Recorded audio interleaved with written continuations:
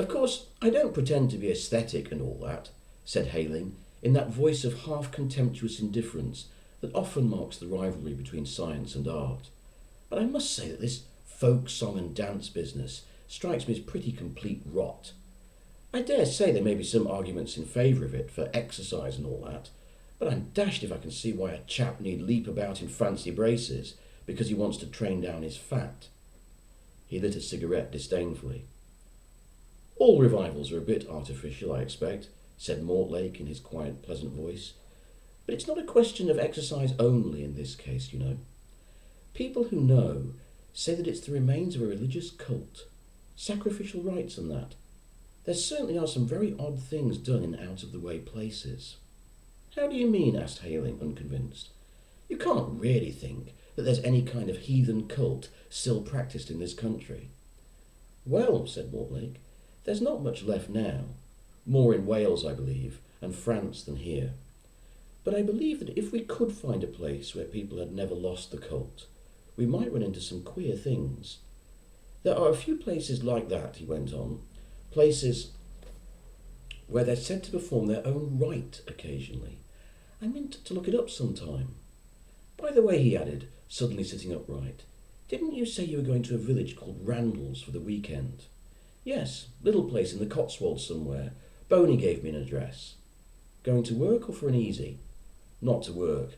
Boney's afraid of my precious health. He thinks I'm overworking my delicate constitution. Well, if you've the chance, I wish you'd take a look at the records in the old Guildhall there and see if you can find any references to folk customs. Randalls is believed to be one of the places where there is a genuine survival. They have a game, I think, or a dance, called Randalls Round. I'd very much like to know if there are any written records, anything definite. Not if you're bored, you know, or don't want to, just if you're at a loose end. Right, I will, said Hayling, and there the talk ended. It is unusual for Oxford undergraduates to take a long weekend off in the Michaelmas term with the permission of the college authorities, but Hayling, from whom his tutor expected great things, had certainly been reading too hard. The weather that autumn was unusually close and clammy even for Oxford, and Hayling was getting into such a state of nerves that he was delighted to take the chance of getting away from Oxford for the weekend. The weather, as he cycled out along the Woodstock Road, was moist and warm, but as the miles slipped by and the ground rose, he became aware of the softness of the air, the pleasant lines of the bare sloping fields, the quiet of the low rolling clouds. Already he felt calmer, more at ease. The lift of the ground became more definite, and the character of the country changed. It became more open, bleaker. It had something of the quality of moorland, and the little scattered stone houses had that air of being one with the earth that is the right of moorland houses. Randalls was, as Hayling's tutor had told him, quite a small place, though it had once boasted a market. Round a little square space, grass-grown now, where once droves of patient cattle and flogs of shaggy Cotswold sheep had stood to be sold, were grouped houses, mostly of the 17th or early 18th century, made of the beautiful mellow stone of the Cotswolds. And Hayling noticed among these one building of exceptional beauty, earlier in date than the others, long and low, with a deep square porch and mullioned windows. That's the Guildhall Mortlake spoke of, I expect, he said to himself, as he made his way to the Flaming Hand Inn, where his quarters were booked. Quite a good place to look up town records. Queer how that sort of vague rot gets hold of quite sensible men. Hayling received a hearty welcome at the inn. Visitors were not very frequent at that time of year, for Randalls is rather far from the good hunting country. Even a chance weekender was something of an event. Hayling was given a quite exceptionally nice room, or rather a pair of rooms, for two communicated with one another, on the ground floor. The front one, looking out onto the old square, was furnished as a sitting room. The other gave onto the inn yard, a pleasant cobbled place, surrounded by a moss-grown wall and barns with beautiful lichened roofs. Hayling began to feel quite cheerful and vigorous as he lit his pipe and prepared to spend a lazy evening. As he was settling down in his chair with one of the inn's scanty supply of very dull novels, he was mildly surprised to hear children's voices chanting outside. He reflected that Guy Fawkes Day was not due yet, and that in any case the tune they sang was not the formless huddle usually produced on that august occasion. This was a real melody, rather an old plaintive air, ending with an abrupt drop that pleased his ear. Little as he knew folklore, and much as he despised it, Hayling could not but recognise that this was a genuine folk air, and a very attractive one. The children did not appear to be begging. Their song finished, they simply went away. But Hayling was surprised when some minutes later he heard the same air played again, this time on a flute or flageolet. There came also the sound of many feet in the market square. It was evident that the whole population had turned out to see some sight. Mildly interested, Hayling rose and lounged across to the bay window of his room. The tiny square was thronged with villagers, all gazing at an empty space left in the centre. At one end of this space stood a man playing on a long and curiously sweet pipe. He played the same haunting, plaintive melody again and again. In the very centre stood a pole, as a maypole stands in some villages, but instead of garlands and ribbons, this pole had flung over it the shaggy hide of some creature like an ox. Hayling could just see the blunt, heavy head with its short, thick horns. Then, without a word or a signal, men came out from among the watchers and began a curious dance. Hayling had seen folk dancing done in Oxford, and he recognised some of the features of the dance, but it struck him as being a graver, more barbaric affair than the performances he had seen before. It was almost solemn. As he watched, the dancers began a figure that he recognised. They took hands in a ring, facing outwards. Then, with their hands lifted, they began to move slowly around, counterclockwise. Memory stirred faintly, and two things came drifting into Hayling's mind. One, the sound of Mortlake's voice as the two men had stood watching a performance of the Headington Mummers. That's the back ring. It's supposed to be symbolic of death, a survival of a time when a dead victim lay in the middle and the dancers turned away from him. The other memory was dimmer, for he could not remember who had told him that to move in a circle counterclockwise was unlucky. It must have been a Scot, though, for he remembered the word widdershins. These faint stirrings of memory were snapped off by a sudden movement in the dance going on outside. Two new figures advanced. One, a man, whose head was covered by a mask made in the rough likeness of a bull. The other shrouded from head to foot in a white sheet, so that even the sex was indistinguishable. Without a sound, these two came into the space left in the centre of the dance. The bull-headed man placed the second figure with its back to the pole where hung the hide. The dancers moved more and more slowly. Evidently, some crisis of the dance was coming. Suddenly, the bull-headed man jerked the pole, so that the shaggy hide fell outspread on the shrouded figure standing before it. It gave a horrid impression, as if the creature hanging limp on the pole had suddenly come to life, and with one swift, terrible movement had engulfed and devoured the helpless victim standing passively before it. Hayling felt quite shocked, startled, as if he ought to do something. He even threw the window open, as though he meant to spring out and stop the horrid rite. Then he drew back, laughing a little at his own folly. The dance had come to an end. The bull-headed man had lifted the hide from the shrouded figure and thrown it carelessly over his shoulder. The flute player had stopped his melody, and the crowd was melting away. What a queer performance, said Hayling to himself. I see now what old Mortlake means. It does look like a survival of some sort. Where's that book of his? He rummaged in his rucksack and produced a book that Mortlake had lent him, one volume of a very famous book on folklore. There were many accounts of village games and feasts, all traced in a sober and scholarly fashion to some barbaric primitive rite. He was interested to see how often mention was made of animal masks, or of the hides or tails of animals being worn by performers in these odd revels. There was nothing fantastic or strained in these accounts, nothing of the romantic type that Hayling scornfully dubbed aesthetic. They were as careful and well authenticated as the facts in a scientific treatise. Randalls was mentioned and the dance described, rather scantily, Hayling thought, until reading on, he found that the author acknowledged that he had not himself seen it, but was indebted to a friend for the account of it. But Hayling found something that interested him. The origin of this dance, he read, is almost certainly sacrificial. Near Randalls is one of those banks or mounds, surrounded by a thicket, which the villagers refuse to approach. These mounds are not uncommon in the Cotswolds, though few seem to be regarded with quite as much awe as Randalls Bank, which the country people avoid scrupulously.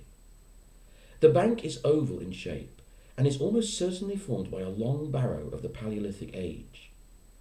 This theory is borne out by the fact that at one time the curious Randalls Round was danced about the mound, the victim being led into the fringe of the thicket that surrounds it. A footnote added, "Whether this is still the case, I cannot be certain." Permission to open the tumulus has always been most firmly refused. "That's amusing," thought Hayling, as he laid down the book and felt for a match. "Jove, what a lark it would be to get into that barrow," he went on, drawing at his pipe. "Wonder if I could get leave. The villagers seem to have changed their ways a bit. They do their show in the village now. They mayn't be so set on their blessed mound as they used to be. Where exactly is the place?" He drew out an ordnance map and soon found it, a field about 1.5 miles northwest of the village, with the word tumulus in Gothic characters. "I'll have a look at that tomorrow," Hayling told himself, folding up the map. "I must find out who owns the field and get leave to investigate a bit. The landlord would know who the owner is, I expect." Unfortunately for Hayling's plans, the next day dawned wet, although occasional gleams gave hope that the weather would clear later. His interest had not faded during the night, and he determined that as soon as the weather was a little better, he would cycle out to Randalls Bank and have a look at it. Meanwhile, it might not be a bad plan to see whether the Guildhall held any records that might throw a light on his search, as Mortlake had suggested. He accordingly hunted out a worthy who was, among many other offices, town clerk, and was led by him to the 15th century building he had noticed on his way to the Flaming Hand. It was very cool and dark inside the old Guildhall. The atmosphere of the place pleased Hayling. He liked the simple groining of the roof and the worn stone stair that led up to the record room. This was a low, pleasant place, with deep windows and a singularly beautiful ceiling. Hayling noticed that it also served the purpose of a small reference library. While the town clerk pottered with keys in the locks of chests and presses, Hayling idly examined the titles of the books ranged decorously on the shelves about the room. His eye was caught by the title, Prehistoric Remains in the Cotswolds. He took the volume down. There was an opening chapter dealing with prehistoric remains in general, and glancing through it, he saw mentions of long and round barrows. He kept the book in his hand for closer inspection. He really knew precious little about barrows, and it would be just as well to find out a little before beginning his exploration. In fact, when the town clerk left him alone in the record room, that book was the first thing he studied. It was a mere textbook after all, but to Hayling's ignorance it revealed a few facts of interest. Long barrows, he gathered, were older than round, and more uncommon, and were often objects of superstitious awe among the country folk of the district, who generally opposed any effort to explore them. But the whole chapter was very brief and skimpy, and Hayling had soon exhausted its interest. The town records, however, were more amusing, for he very soon found references to his particular field. There was a lawsuit in the early 17th century which concerned it, and the interest to Hayling was redoubled by the vagueness of certain evidence. A certain Beale brought charges of witchcraft against diverse persons of the town. He had reason for alarm, for apparently his son, a young and comely lad of 20 years, had completely disappeared, wherefore Mr. Beale did openly declare and state that son Francis had been led away by warlocks in New Dance, for yet his ring, which he had long worn, was found in ye field, ye wot of, and had by him been done to death in your abominable practices. The case seemed to have been hushed up, although several people cited by John Beale admitted having been in the company of the missing youth on the night of his disappearance, which, Hayling was interested to notice, was that very day, the 31st of October. Another document of a later date recorded the attempted sale of the field, what ye wot of, no name was ever given to the place, and the refusal of the purchaser to fulfil his contract owing to ye ill repute of the place, what was unknown to him when he did enter into his bargain. The only other documents of interest to Hayling were some of the 17th century, wherein the authorities of the Commonwealth inveighed against ye lewd games and dancing, what are service to Satanas, and a most strong abomination to ye Lord. These spoke openly of devil worship and loathly ceremony at ye bank in ye field. It seemed that more than one person had stood trial for conducting these ceremonies, and against one case, dated the 7th of November 1659, was written Convicti et combusti. Good Lord, burnt! Exclaimed Hayling aloud. What an appalling business! I suppose the poor beggars were only doing much the same thing as those chaps I saw yesterday. He sat lost in thought for some time. He thought how that odd tune and dance had gone on in this remote village for centuries. Had there been more to it once, he wondered? Did that queer business with the hide mean, well, some real devilry? Pictures floated into his mind. Odd, squat little men, broad of shoulder and long of arm, naked and hairy, dancing in solemn, ghastly worship, dim ages ago. This business was getting a stronger hold of him than he would have thought possible. Strikes me that if there is anything of the old devilry left, it'll be in that field, he concluded at last. The dance they do now is all open and above board, but if they still avoid the field, as that book of Mortlake seems to think, that might be a clue. I'll find out. He rose and went down to inform the town clerk that his researches were over, and then he went back to the inn in a comfortable frame of mind. Certainly his weekend was bringing him distraction from his work. No thought of it had entered his head since he first heard the children singing outside the inn. The landlord of the Flaming Hand was a solid man who gave the impression of honesty and sense. Hayling felt that he could depend upon him for a reasonable account of the field which ye wot of. He accordingly tackled him after lunch, and was at once amused, surprised, and annoyed to find that the man hedged as soon as he was questioned on the subject. He quite definitely opposed any idea of exploration. I'm not like some of 'em, sir, he said. I wouldn't go for to say that it'd do any harm for you to take a turn in the field while it was light, like, but it ain't healthy after dark, sir, that field ain't. Nor it ain't no sense to go a-digging and a-delving that there bank. I've lived in this here place a matter of 40 year, man and boy, and I know what I'm saying of. But why isn't it healthy? Is it marshy? No, sir, it ain't not to say marshy. Don't the farmers ever cultivate it? Well, sir, all I can say is I've been in this place 40 year, man and boy, and it ain't never been dug, nor ploughed, nor sown, nor reaped in my memory, nor yet in my father's, nor yet in my grandfather's. Crops wouldn't do, sir, not in that field. Well, I want to go and examine the mound. Who's the owner? I ought to get his leave, I suppose. You won't do that, sir. Why not?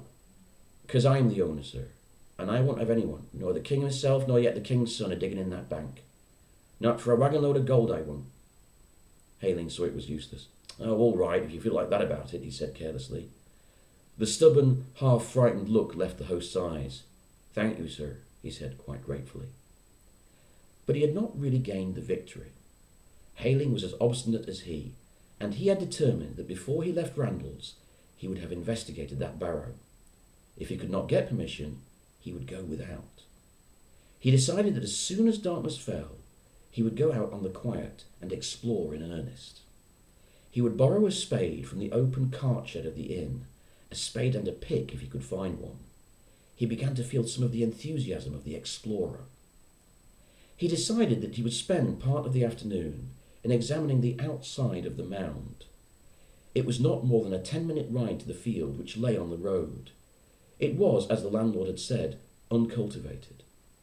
Almost in the middle of it rose a mass of stunted trees and bushes, a thick mass of intertwining boughs that would certainly take some strength to penetrate. Was it really a tomb, Hayling wondered? And he thought with some awe of the strange prehistoric being who might lie there, his rude jewels and arms about him. He returned to the inn, his interest keener than ever. He would most certainly get into that barrow as soon as it was dark enough to try. He felt restless now, as one always does when one is looking forward with some excitement to an event a few hours distant. He fidgeted about the room, one eye constantly on his watch. He wanted to get to the field as soon as possible after dark, for his casual inspection of the afternoon had shown him that the task of pushing through the bushes, tangled and interwoven as they were, would be no light one. And then there was the opening of the tumulus to be done, that soil, untouched by spade or plough for centuries, to be broken by the pick until an entrance was forced into the chamber within. He ought to be off as soon as he could safely secure the tools he wanted to borrow. But fate was against him. There seemed to be a constant flow of visitors to the Flaming Hand that evening, not ordinary labourers dropping in for a drink, but private visitors to the landlord, who went through to his parlour behind the bar and left by the yard at the side of the inn. It really did seem like some silly mystery story, thought Hayling impatiently. The affair in the marketplace, the landlord's odd manner over the question of the field, and now this hushed coming and going from the landlord's room. He went to his bedroom window and looked out into the yard. He wanted to make quite sure that the pick and spade were still in the open cart shed. To his relief, they were, but as he looked, he got yet another shock. A man slipped out from the door of the inn kitchen and slipped across the yard into the lane that lay behind the inn. Another followed him, and a little later another, and all three had black faces. Their hands showed light and their necks, but their faces were covered with soot, so that the features were quite indistinguishable. "This is too mad," exclaimed Hayling, half aloud. "Jove, I didn't expect to run into this sort of farce when I came here. Wonder if all Old Cross's mysterious visitors have had black faces. Anyway, I wish they'd buck up and clear out. I may not have another chance to go to that mound if I don't get off soon." The queer happenings at the inn now appeared to him solely as obstacles to his own movements. If their import came into his mind at all, it was to make him wonder whether there were any play like a mummers show which the village kept up, or games perhaps like those played in Scotland at Halloween. By Jove, that probably was the explanation. It was All Hallows Eve. Why couldn't they buck up and get on with it anyhow? His patience was not to be tried much longer. Soon after 9, the noises ceased, but to make doubly sure, Hayling did not leave his room till 10 had struck from Randalls church. He got cautiously out of his bedroom window and landed softly on the cobbles of the yard. The tools still leaned against the wall of the open shed. Trusting man, Mr. Cross of the Flaming Hand.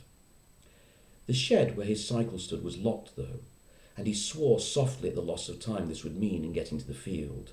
It would take him 25 minutes to walk. As a matter of fact, it did not take him quite so long, for impatience gave him speed.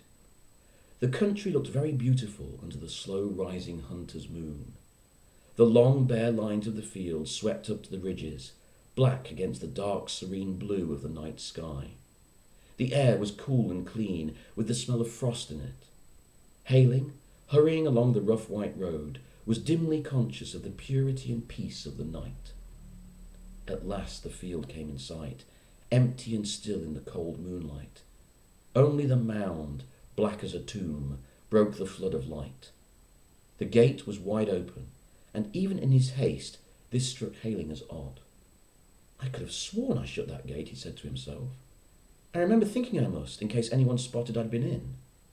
It just shows that people don't avoid the place as much as Old Cross would like me to believe."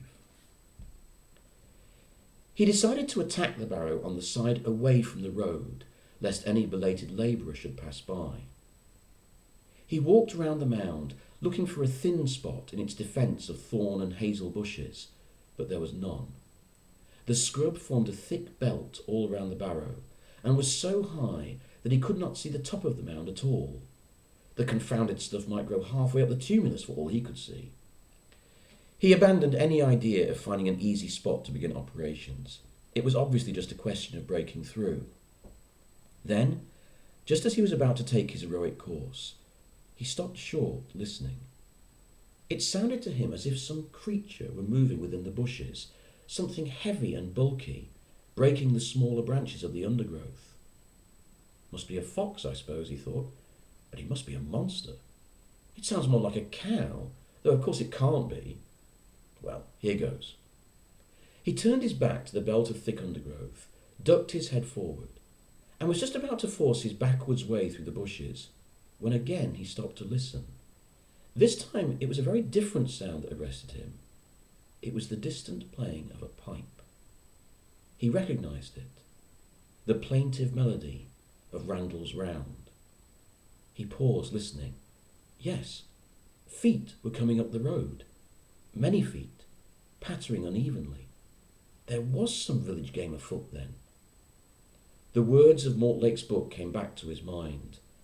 The author had said that at one time the barrow was the centre of the dance. Was it possible that it was so still? That there was a second form, less decorous perhaps, which took place at night? Anyhow, he mustn't be seen, that was certain. Lucky the mound was between him and the road. He stole cautiously towards the hedge on the far side of the field. Thank goodness it was a hedge, and not one of those low stone walls that surround most fields in the Cotswolds. As he took cautious cover, he couldn't help feeling a very complete fool. Was it really necessary to take this precaution? And then he remembered the look of stubborn determination on the landlord's face. Yes, if he were to investigate the barrow, he must keep dark. Besides, there might be something to see in this business, something to delight old Mortlake's heart. The tune came nearer, and the sound of footsteps was muffled. They were in the grassy field then. Hayling cautiously raised his head from the ditch where he lay, but the mound blocked his view as yet. What luck that he'd happened to go to Randalls just at that time, Halloween. He remembered the documents in the Guildhall, and Jonathan Beale's indictment of the men who, he averred, had made away with his son at Halloween. Hayling's blood tingled with excitement. The playing came closer, and now Hayling could see the figures of men moving into the circle they formed for Randal's round. Again he was struck by the queer barbaric look of the thing, and by the gravity of their movements, and then his heart gave a sudden, heavy thump. The dancers had all the blackened, mask-like faces of the men he had seen leaving the inn. How odd, thought Hayling. They perform quite openly in the village square, and then steal away at night, disguising their faces. The dance was extraordinarily impressive, seen in that empty field under the quiet moon. There was no sound but the whispering of their feet on the long dry grass and the melancholy music of the pipe. Then, quite suddenly, Hayling heard again the crackling, rustling sound from the dense bushes above the mound. It was exactly like the stirring of some big, clumsy animal. The dancers heard it too. There came a sort of shuddering gasp. Hayling saw one man glance at his neighbour, and his eyes shone light and terrified in his blackened face. The melody came slower, and with a kind of horror, Hayling knew that the crisis of the dance was near. Slowly the dancers formed the ring, their faces turned away from the mound. Then from outside the circle came a shrouded figure, led by a man wearing a mask like a bull's head. The veiled form was led into the ring. The pipe mourned on. Again, shattering the quiet, came a snapping, crashing noise from the inmost recesses of the bushes about the barrow. There was some big animal in there, crashing his way out. Then he saw it, bulky and black in the pure white light. Some horrible primitive creature with heavy lowered head. The dancers circled slowly. The air of the flute grew faint. Hayling felt cold and sick. This was loathsome, devilish. He buried his head in his arms and tried to drown the sound of that mourning melody. Sounds came through the muffling hands over his ears. a crunching, tearing sound, and then a horrible noise, like an animal lapping. Sweat broke out on Haling's back. It sounded like bones. He could not think or move or pray.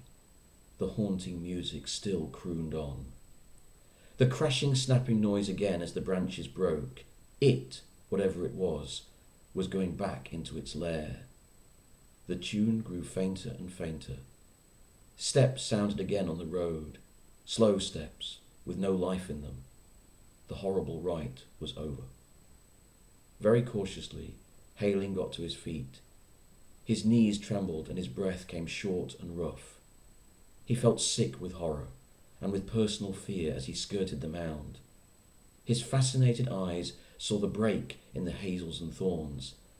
Then they fell upon a dark mark on the ground, dark and wet, soaking into the dry grass. A white rag, dappled with dark stains, lay near. Haling could bear no more. He gave a strangled cry as he rushed, blindly stumbling, falling sometimes, out of the field and down the road.